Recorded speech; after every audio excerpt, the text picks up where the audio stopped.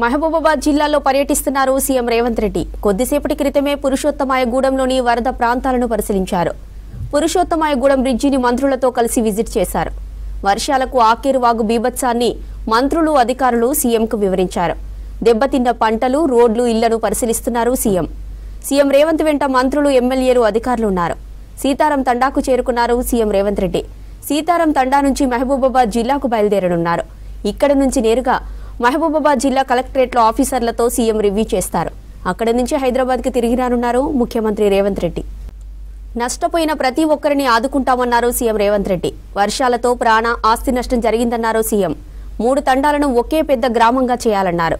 త్వరలోనే బాధితుల కోసం మంచి కాలనీ నిర్మించాలని ఆదేశించారు సీఎం రేవంత్ రెడ్డి.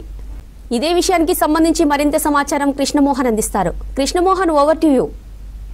జ్యోతి, సీతారాం తండాలో పరామర్శ పూర్తి చేసుకుని ముఖ్యమంత్రి రేవంత్ రెడ్డి మహబూబాబాద్ చేరుకుంటారు. అక్కడ మంత్రులు సమావేశం నిర్వహించారు. దేశాలకు సంబంధించినటువంటి రాష్ట్రం అంచనాకు సంబంధించినటువంటి నివేదికలు కూడా జిల్లాలో జరిగినటువంటి నష్టం నుంచి మరి సాధారణ స్థితి జిల్లాను తీసుకొచ్చేందుకు తీసుకోవాల్సినటువంటి చర్యలు ప్రభుత్వం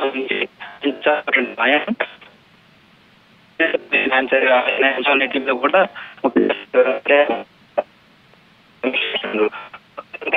ఆయన సీతారాం